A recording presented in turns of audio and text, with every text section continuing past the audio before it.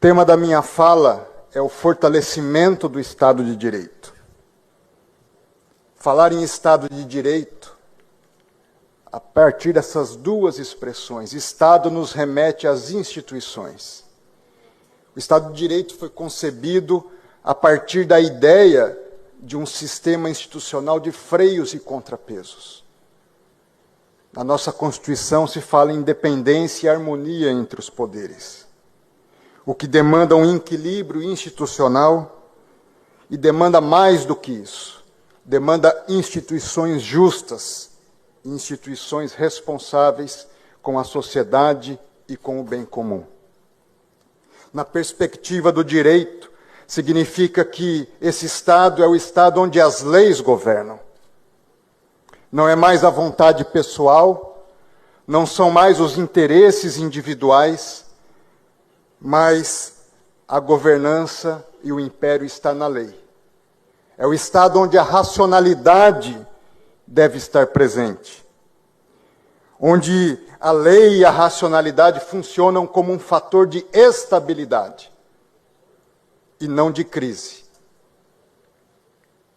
É o Estado onde o arbítrio deve ser contido e a justiça deve estar presente. Luiz de Ferrajoli, o pai do garantismo, escreveu um artigo em 2001, o que demonstra que sua visão não era circunstancial,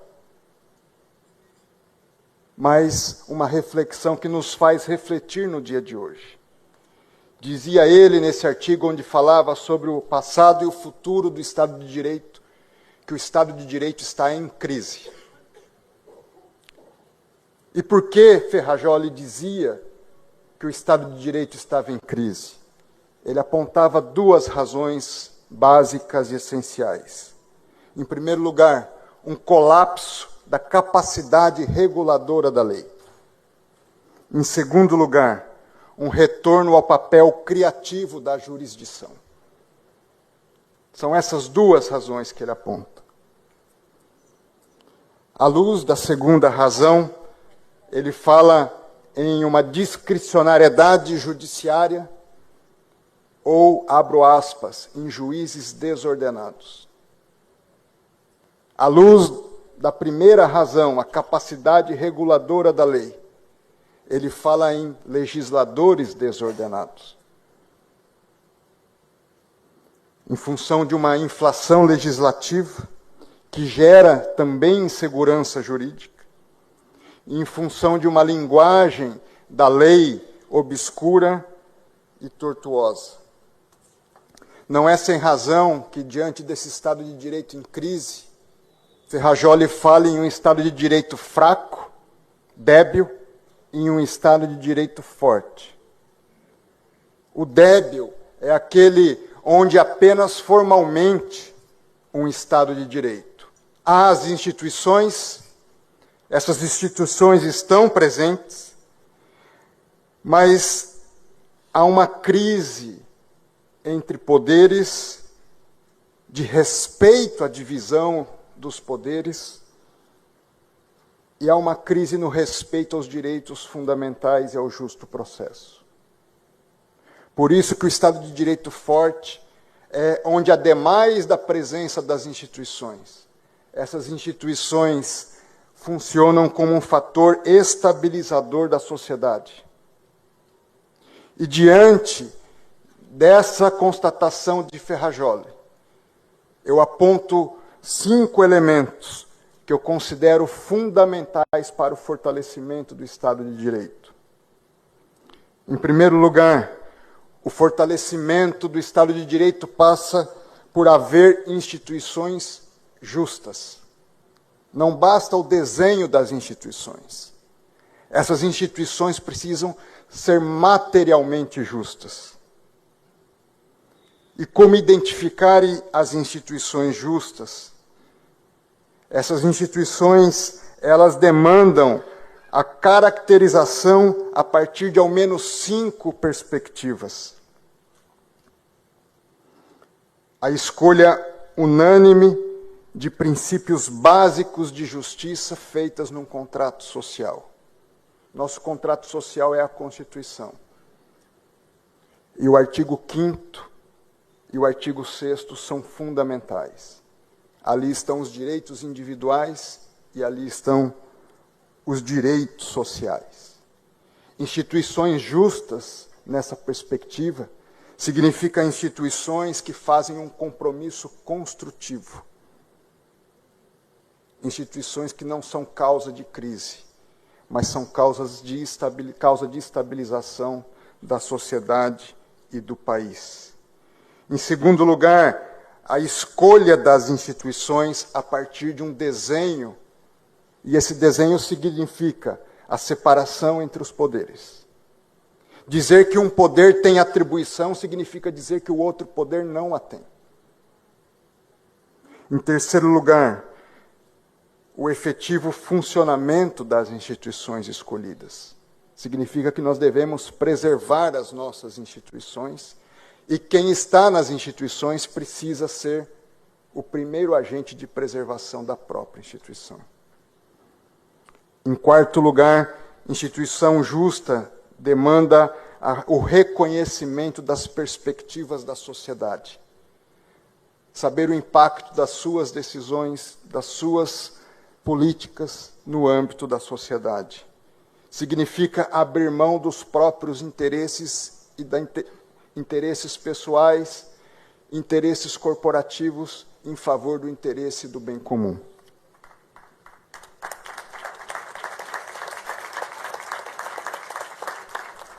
E, em quinto lugar, significa que se algo não está dando certo, é preciso haver uma reflexão séria de reforma das instituições. Não apenas uma reforma administrativa, mas uma reforma do Estado, que perpasse executivo, legislativo, judiciário, Tribunal de Contas, agências reguladoras, a fim de haver estabilidade e organicidade na sociedade brasileira. Segundo ponto, além de instituições justas, o fortalecimento do Estado de Direito passa pelo fortalecimento do princípio da legalidade. Ferrajoli fala que, dentro da crise do Estado de Direito, há uma crise do princípio da legalidade. Diz ele que expressões como princípio da legalidade ou reserva da lei, hoje fazem cada vez menos sentido. Por isso ele aponta que o reforço e não a dissolução do Estado de Direito dependerá da refundação da legalidade. Assim haveria a prevenção do arbítrio e a garantia da racionalidade jurídica. Karl Mannheim, sobre o princípio da legalidade, diz que a verdade democrática é a verdade tal como emerge da vida em comum. Por isso, a ninguém pode ser permitido sabotar os acordos comuns. Promulgamos nossas próprias leis. Por isso é um contrassenso nos opormos a esses acordos ou abalar os alicerces que garantem o seu funcionamento. Se modificações se impuserem, existem disposições específicas para a modificação da lei, mediante o consentimento comum. A fidelidade à lei, portanto, consiste, em essência, na fidelidade aos procedimentos livremente escolhidos pela sociedade. A maior ofensa ao espírito da democracia consiste em romper esses procedimentos e aviltar os seus próprios métodos, ele diz. E mais, digo eu, em terceiro lugar, não basta instituições justas e princípio da legalidade fortalecido. O Estado de Direito fortalecido demanda uma autocontenção do Poder Judiciário. Tenho legitimidade para dizer isso, pois integro a mais alta corte do nosso país. O Estado de Direito não significa a prevalência da vontade ou das pré-compreensões dos intérpretes da lei. Eu tenho meus valores, eu tenho minhas pré-compreensões. mas eu devo servir à lei e à Constituição.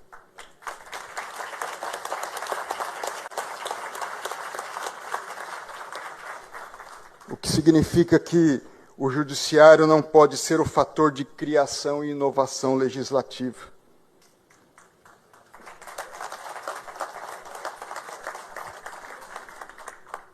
O Estado de Direito impõe a autocontenção, o que se contrapõe ao ativismo judicial.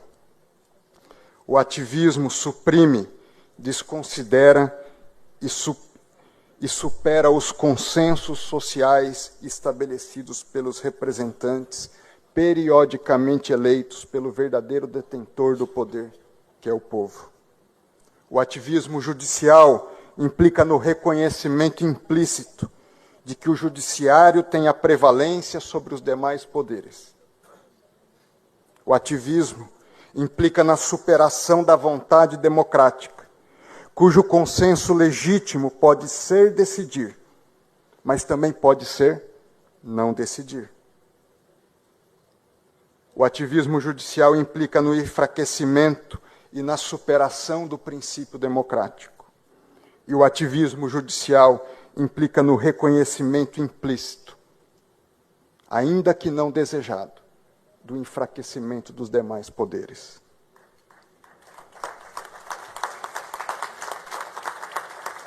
Se é verdade que o Estado de Direito forte, que nele o judiciário tem a prerrogativa de dar a última palavra, e essa é uma verdade, mas no Estado de Direito forte, o Poder Judiciário não tem a prerrogativa de dar a primeira e a última palavra. Essa situação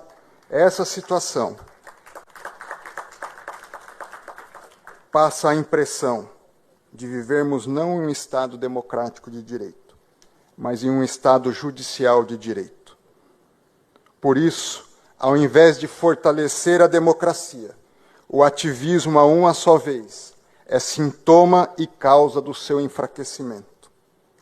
É sintoma porque se parte do pressuposto de que os demais poderes não estão funcionando adequadamente.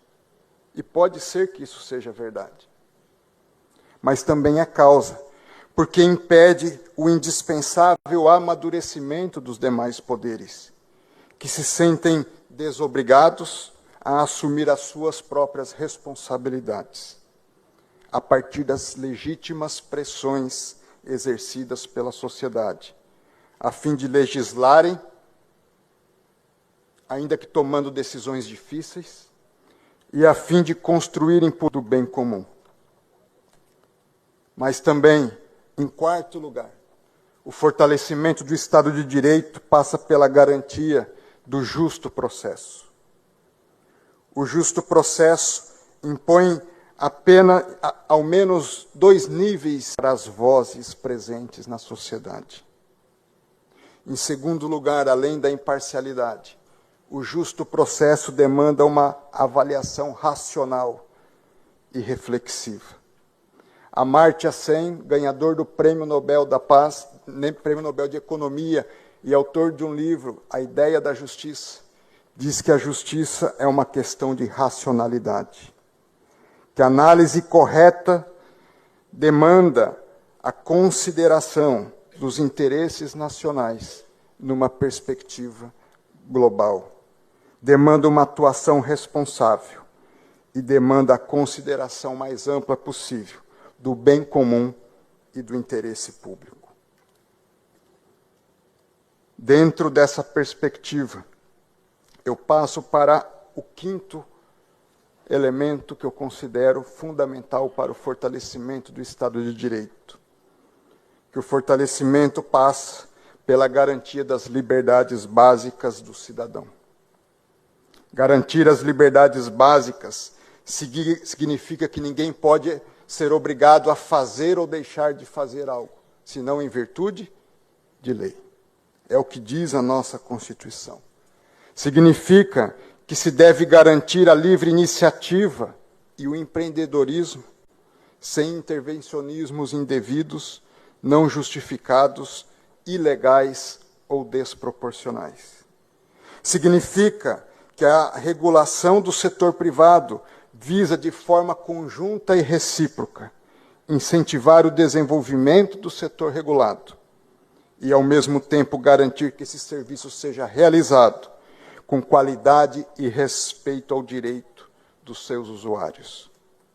Significa garantir que os cidadãos possam livremente se expressar e emitir suas opiniões, defender suas ideias sem censura direta ou indireta, isto é, sem medo de serem perseguidos por suas falas públicas ou de terem suas falas privadas expostas de maneira ilegítima.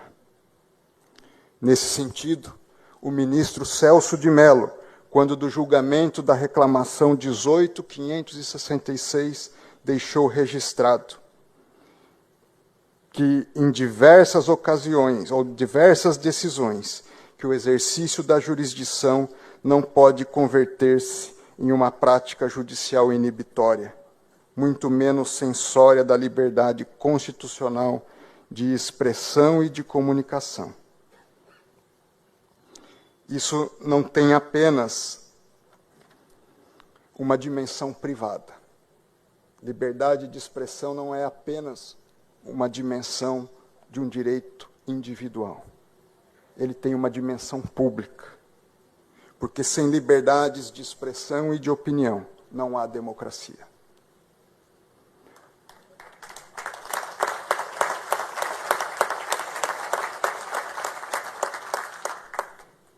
Nesse sentido, Amartya Sen e John Rawls defendem que a democracia está em dissidentes.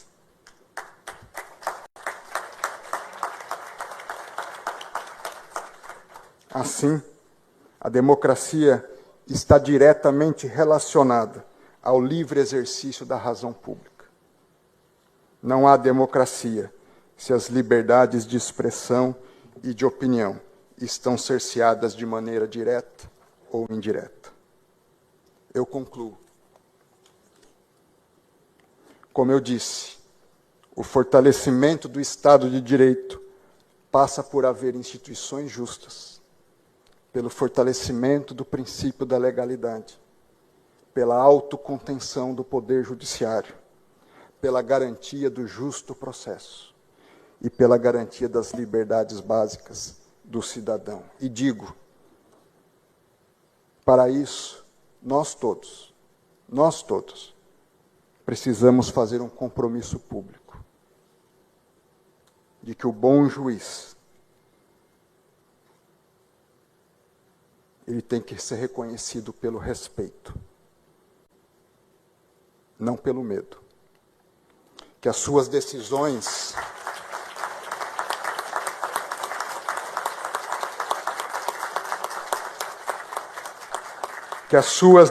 gerem paz social e não caos, incerteza e insegurança. Que o bom político viva para servir e não para se servir.